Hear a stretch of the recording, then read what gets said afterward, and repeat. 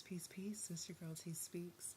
So I had some technical difficulties when I was interviewing Brother Nathan, and I decided that I will go ahead and just do a narration in the background for my part of the discussion. So stay tuned for the full interview. Like, comment, share, and subscribe. Thanks. Your brother Nathan, my brother Nathan, on the line with us. He is in the U.S. Air Force. He is a pilot. He is in Chicago, Illinois, I believe. And he's going to allow me to interview him today. My life's mission is to help heal the Black community one interview at a time. So with that being said, go ahead and give us just a little bit about you, Brother Nathan. How are you doing, first of all? I'm great and blessed to be here today for sure. Anything to help a sister out and help the community out for sure. It's all love. So a little bit about me. So my dad was in the Army for 30 years, so moved around a bunch as a kid, but I consider Richmond, Virginia home, 804. So my dad retired in 03, retired there where he was the vice president of Virginia State for about 10 plus years. Mm-hmm. My mom's a career educator. She was all of a dissertation English professor who traveled the country following my dad. Now teaches at the local college everywhere he was. So like any other kid, I saw Top Gun when I was young, like 6 or 7, and I thought I wanted to fly planes. Mm-hmm. Like Maverick. I was like, I'm gonna be the Black Maverick for sure. But I don't do well on ships, and so the Navy was out, so the Air Force was in, and so I was a pretty good student in high school. Played 3 sports: basketball, golf, and soccer, and then I was able to go to the Air Force Academy. So I was relatively well-rounded coming out of high school. Went to the Air Force Academy, was a Division I track athlete. I ran the 200 and 400 for them. For my first 2 years, I had knee surgery, so that stopped, and then I became an instructor pilot there, which is a blessing in disguise, to be 100% honest. Then from there, I did pretty well there, and so I was able to be the cadet wing commander. So it's like the student body president, if you will, kind of. Mm-hmm. But it's a little different because it has a little bit more gravity to it, because like you actually make real decisions and like really impact people's lives. Yeah. But the cool thing about it for me was I was the first Black one in 20 years to be during the academic year. Wow. So it was pretty awesome to have that distinction. So yeah, so it was pretty cool. And I travel with the football team, and you do all these interviews, and so you're pretty much a figurehead. You're the face of the franchise, if you will, Yeah. for a semester. So I did that. That opportunity allowed me to apply to graduate school. So I got a master's right after graduating the academy from the Harvard Kennedy School in public policy. Mm-hmm. From there, I went to pilot training at Shepherd Air Force Base, Texas, which is Wichita Falls, Texas, which is about 2 hours north of Dallas. What makes that place a little different is that it's a NATO school, so all the NATO countries, so England, Spain, Portugal, Netherlands, Germany, all those countries send their best pilot candidates there, and so we go through the process together. So I did that for 18 months, and I got assigned the C-130, and so I fly the EC-130, so it's a variant of the C-130. I was based at Arizona for 4.5 years. I did 3 deployments, 1 in Afghanistan, 2 in Kuwait, 1 in Iraq, and then 1 like Kuwait flying into Iraq, and then the second was Kuwait flying into Syria. Last summer, I was named Chief of Staff of the Air Force PhD scholar. So the Chief of Staff of the Air Force is the 4-star who runs the whole thing, picks 3 to 5 people to get a PhD, and I happen to be one of those people. And so I'm getting a PhD in political science. Wow. I had to take a pause here and take a deep breath and just acknowledge all of this brother's hard work. And if you guys didn't know this, he is only 30. I don't even think he's 31 years old yet. And so for him to have done all of that in such a short amount of time is just, it boggles the mind, to be honest with you. It boggles my mind. So I do want to acknowledge that, of course, you know, he had a lot of help. He had a lot of, his parents were well-rounded people. And I believe that, you know, that kind of pushes the narrative for him to be outstanding. But it still doesn't negate the fact that this brother has really done some good work in his life in the short amount of time that he's been here on the planet Earth. So with that being said, we're going to get into our next part of the interview. What do you say to our brothers who, you know, could be struggling and not really knowing where they want to go with their lives? What do you tell them? I would say first and foremost, just step back and just appreciate all the things you do have, right? That's always the first thing. Like a lot of times in this Instagram, Facebook world we live in, we talk about what we don't have, but not what we do have. And so I'd step back and just be like, thank you for whatever blessings you do have in your life, and just being very grateful for those. And then in terms of like the movement forward, I would say, where do you want to be 2 to 3 years from now, and then work backwards from there. And we have this powerful tool called Google, and the ability to Google people who are where you want to be, and then seeing their profiles and what they've done. And then there's all these different platforms you can actually reach out to people. You'd be surprised how receptive people are nowadays, in terms of like, be like, hey, this is where I am, this is what I want to be, and I saw your story and I was inspired. You'd be surprised how many people hit you back. But even if they don't hit you back, at least you have a roadmap for those people of like, all right, they did these 2 or 3 or 4 things, and let me just make a step one. And then there's a real thing here about just like consistency. And so a lot of us have goals and dreams, but a lot of people don't have consistent effort to achieve those goals and dreams. And so I would just tell them that's like an everyday grind. You don't get a 6-pack overnight, right? You don't like do abs one day and all of a sudden next time you look like Reggie Bush. Like that doesn't happen. So you gotta like really diet and give a lot of energy and effort. And so I would say that any kind of goal that's worth having is going to take a lot of consistent energy and effort, and a lot of sacrifice. And so just be ready for that. And if anybody's not helping you meet those goals, then they need to be subtracted from your life. If you want to always be on positive energy, no negative energy for sure. So yeah, not that I have to like second anything that he just said, but I just kind of want to piggyback on it. And it's really just for anybody who is watching. It doesn't even matter what level of life you're on. Um, if you have a dream or a goal, like be be smart enough to get out of your own way. I had to learn that the hard way, and that's actually how I got him on the show. Was that I'm always putting these posts up on Facebook and Instagram, talking about, hey, does anyone ever want to interview on my show? And he responded, and so that's how we met. And so I'm making my dream come true just by getting out of my own way and allowing, the universe to work through me, and bring people to me by me simply just making a post, just letting people know what I'm up to, asking questions, asking for interviews, and people have been receptive to it. And so, just be sure to stay consistent at your goals, stay consistent with your dreams. Um, Make those posts. People are really receptive. We're in the day and age where people really do want to help each other out you know, more than when it was 10, 20, 30 years ago. And so people, we're more accessible now, because of the internet and because of social media. So use it to your advantage. Okay, next part of the interview. I agree 100%. I'm keeping quiet because of the lag and because I'm really just soaking in everything that you're saying too. So I'm just taking this opportunity to just zip it. But with that being said, what do you think is one of the biggest misconceptions that people have about the Black man? I would say the first one is that we're not some monolith, Mm-hmm. right? So we're not like one specific experience that we all have. So I would say that's the first one, that everybody's unique to itself. And so asking more questions is always a way to go. Don't allow stereotypes and whatnot to even cage somebody. Like definitely ask questions and engage with them to make sure you understand their story before you make any kind of judgments about them.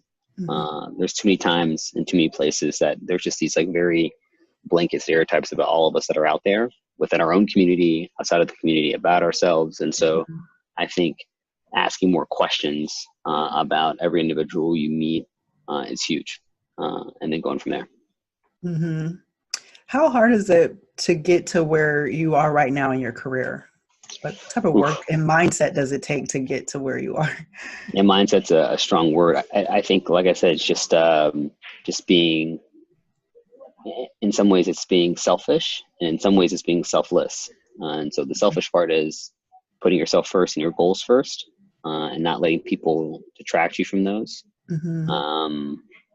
Yeah, it's either, I think everybody in life's either like putting points on the board or trying to take points off the board. And so You want to be around as many people who are getting buckets as possible. So you really just want to keep those people around. If people's giving you positive energy, being encouraging, those are the kind of people you want in your life. And so I would say that's the first one that I would say is in it. And then the selfless part of it is that you're a symbol for other people. And so sometimes where you go and what you're doing is actually impacting other people. So I really take a lot of pride in being, from where I'm from. And I went to it was a pretty big public school, but it's a small town. And so everybody kind of knows you. And then just like my church that I still go back to, my parents are still members of since 2003, going back there and being a symbol for those people of what kids can do if they really put their mind to it, like taking that in of some days when I don't want to, study, or I don't want to work out, or I don't want to achieve more. I just think about all the kids who wish that they were in my position, or people I'd be letting down if I don't give that kind of energy. So the selfless part of it is like understanding that I'm a symbol for other people. And so to make sure that I give it 110% all the time is pretty huge. I really appreciated what he said, what Brother Nathan said, as far as like being a symbol for other people. And I wanted to just really narrate that and really drive that home, that especially, like in the Black community, like we are symbols for each other. And I don't think that I don't think that some of us understand or quite grasp that idea. And I think the insidious part is that sometimes we can kind of look for other people to be our symbol when really we can be the symbol for ourselves and the symbol for other people. So I just want you guys to kind of just chew on that a little bit.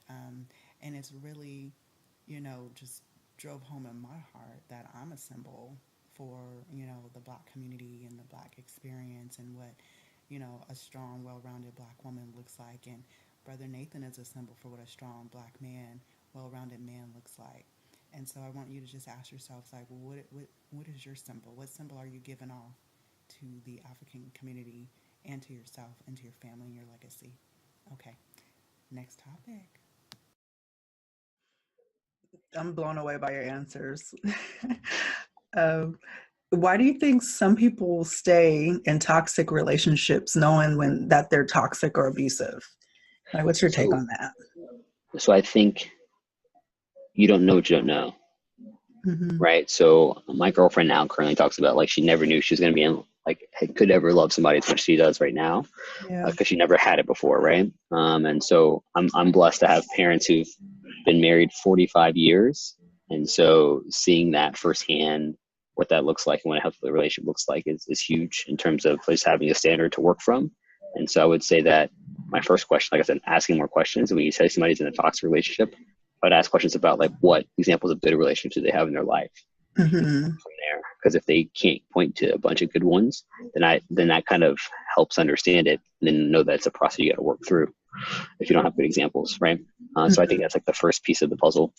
The second piece of the puzzle is, again, people sometimes want to have projects, right? Like want to try to like, they see the best in somebody and they want to try to like take that out of them instead of being like, that could be some like negative energy for you, right? And so understanding where that is, like, are we compatible in the sense that we're helping each other get better? Or is it something that, do I want this more than you want it?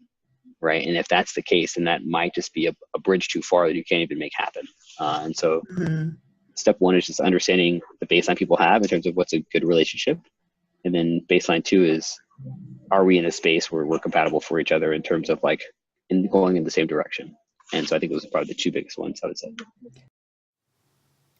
I want you guys to really, really, really listen to what Brother Nathan is saying in regards to toxic relationships, because we have to be accountable for the roles that we play in toxic relationships, as far as being the toxic one and also receiving the toxicity. So I want you guys to really just take heed to what he is saying, even if you have to press pause and rewind and listen again, because what he's saying is very wise. And we're going to go on to the next topic. And what if somebody hits a place in their life where they're no longer compatible for each other? Like, what tips or advice would you give someone who's struggling to leave a toxic relationship? Yeah, so I would say, I think always there's a difference between being honest and being too honest, right? And so I would say honest is like if you're feeling something, saying something, right? So if you express the fact that like I'm not comfortable or I'm not where I want to be or I think we need to be in a better space, that's a legitimate one. Being too honest is like is making antagonistic or Right. overarching statements, and that's like a hard balance to understand. But I think until you fully understand everything yourself, can you really go like to that super deep place where you're making more like poignant statements versus just being like general, like I'm unhappy, and then you kind of work with the other person of like, hey, I'm unhappy, and then that can get to a place of mutual understanding and respect. Because I think most times like people kind of intuitively understand things, but sometimes it's not so much what you say, but it's how the other person hears it or what they're hearing you say. So you could say, for example, like I'll give an example of like my girlfriend and I. So she asked once if like I would like pick her up from the airport while I had class. I was like, no. And I said it just like that, like, no. What she heard was like, I don't care about you. I don't want you to come pick you up from the airport. I don't love you. Like, that's what she heard in the moment. Yeah. Like, no. And because she knew I had class. In my head, I'm thinking, I got class. I can't leave class and get you from the airport.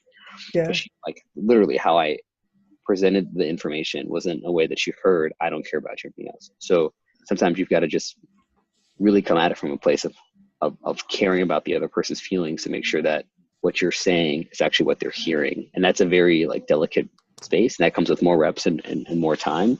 But I think always coming at it with that perspective of making sure that what I'm saying is what the other person's hearing is a good first step. I think the overarching thing here, guys, is that if you're not in a space, in a healed place, you can attract an unhealed person and you guys can be doing damage to one another.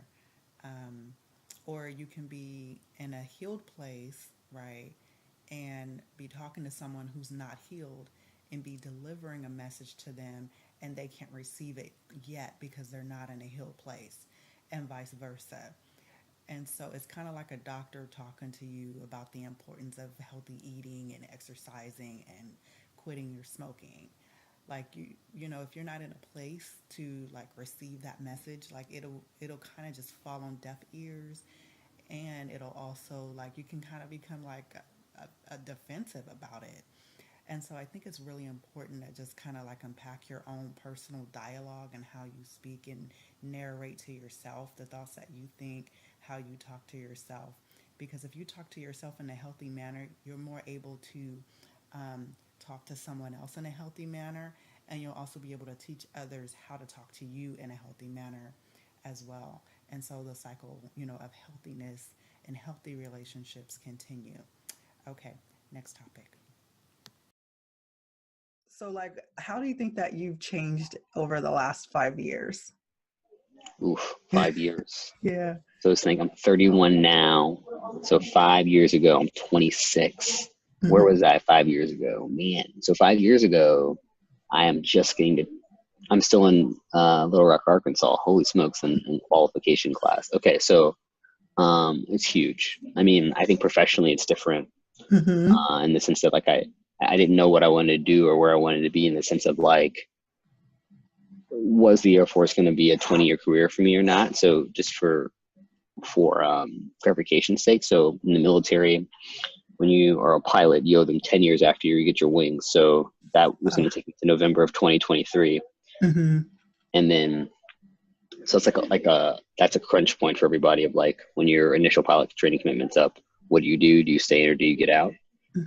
That was like a point in time that I was definitely wasn't sure what I was going to do at that point 5 years ago. And then because the next time that you have to make a big decision is at the 20-year point, because you get to 20 years, you get at least half of your paycheck for the rest of your life in free healthcare. And so like, there's this kind of like gap of like, is it worth it for me to stay in or not? And that's what everybody kind of deals with.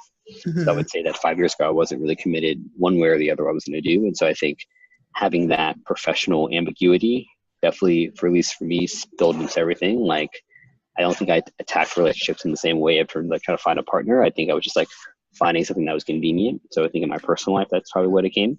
And I think just professionally, like you don't have a definite direction. It's just hard to set goals. And so I would say 5 years ago, I just wasn't in a very confident or directed space. And so Yeah. because of that, like I was kind of like floating in ether is way too strong, but I just wasn't, I was a little wayward. I wasn't as direct as I am right now. We are going to be wrapping it up pretty soon here. I want to know, what are the 3 things that you do to help you stay grounded? That's good. So I think the first one is, so I'm religious, and so I'm pretty sure I'm Christian. So I get up every morning, and the first like 20, 30 minutes is a devotional, just like being in the Word, like center myself. It gives me a good start to my day. So I think having something to anchor me in terms of like my soul, in terms of my mind, whether religious or not, I think you need something like that to just kind of just give yourself a center place, like a nucleus to start from. So that's what it does for me. Then 2, I take a lot of me time, or dedicated me time. Like I program days that like part of my day is just about me, like reflecting and whatnot. And so the second way, my workout. So my 2-hour workout that I do with like another like 15 minutes of stretching or like being in a steam room, just a lot of me collecting my thoughts to kind of reflect on what's not. So it just kind of gives me the ability to just, again, recenter and just take out some personal time. Because a lot of times we're go, and we're not going all these directions, and it might not be planned, it might not be directed. So I think that's another good one that I do. And then 3, I just always am pretty committed to just being honest with people. And that gets back to what I talked about earlier about being honest and then too honest. Like if something bothers me, I definitely let people know it bothers me. And I'm always getting better at just being more diplomatic in how I say that. Or if people are giving good energy, like, so for example, if somebody looks good today, like I like their haircut or I like their shirt or whatever they're doing, I'm like, I always try to give that positive energy. So I think just being an honest person in your interactions and your feelings, I think that's a good way, because sometimes we hold so many things in that whenever it does bubble, that it bursts out in a way that's not the most salient way. And so I think that's a big piece of it too, of just always having that kind of honest feeling, so that you're never bottling anything up. No, that is really good. So you're such a wealth of information. I'm wondering how much of that is your career that has trained you, or is it just your personal? Are you just hardwired this way? Like, what do you think? Where do you think, not in a bad way, but like, what do you think contributes to your success? Because you would be considered a successful Black man, Black man. That's a loaded question. So I would say a lot of things. I think some of these are just the creator putting his hands on me. So I think that's part of it. I think I'm definitely the product of Joyce and Cortez. Those are my parents. And my sister Shashawn. Like, I think they've all put a lot of loving energy into me.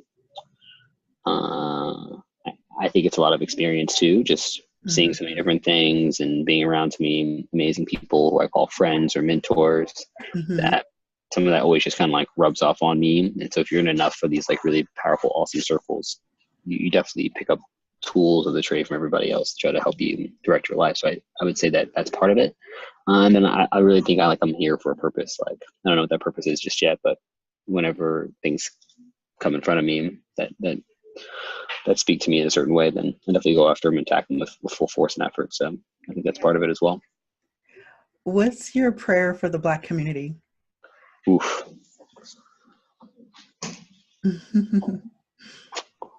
I would say love yourself and know your worth. So love yourself in the sense of just embracing, again, these feelings and expressing them and not being ashamed of them. But at the same time, knowing your worth in terms of what you bring to the table, the power of network, the power of, being the one or the only in the room, but also understanding that knowing your worth of like the collective worth of all of us is pretty strong and powerful, whether that's culture, whether that's industry, whether that's vernacular, all those kind of things that we definitely influence. I would say loving yourself and then knowing your worth is pretty huge. Yeah. Where can our viewers find you? How can we support you? Yeah. So social media platforms, my first and last name, Nathan Dial, is my Facebook. You can find me. It's pretty much my brown face, smiling probably, is my Facebook profile picture normally. And then on the Instagram, you can find me. It's at Dial Hmm. like or underscore the soap. So Dial underscore the That's soap. cute. Uh, it's funny. People really mess up my last name a lot. You'd be surprised. But that's there. And then LinkedIn, you can find me there too, Nathan Dial. Like no pseudonyms or anything like that. Just hit me Mhm. up on any of those platforms and I'll definitely respond. Okay. Well, thank you for joining us and helping me get through this terrible lag. And that's okay. It's all good. It's all good. I really want to thank Brother Nathan for allowing me to interview him. I literally wanted to reschedule our interview because I was having like some technical difficulties with my computer. And so when I said that he helped me, even want to do the interview, like he helped me with just troubleshooting with my computer and the cell phone and the lag and everything like that. Like he really showed up and he gave me, he encouraged me to keep going. And so I think that that is the moral of this story for me and the moral of the interview in itself and just the way that we as a community, need to start coming together more of. We do have a lot of, community members out there who encourage one another and everything like that, but I'm talking about just the little guys, just you and me, just the everyday people that are listening right now. We need to start encouraging one another because you never know when someone's going through something. You never know when someone's just kind of on their last leg. You never know when someone has that bad day and it just is the straw that breaks the camel's back and they're just like, you know what, flip it, I can't do this anymore. And so I just want to thank Brother Nathan. I couldn't give him enough honor on the live because or on the recording because of the computer issues that I was having, but I'm doing it now. And I just want to thank everybody who has been listening, who has been supporting, understanding the black man, understanding the black experience, and just my T Speaks movement. Like my life's mission is to help heal the black community one interview at a time.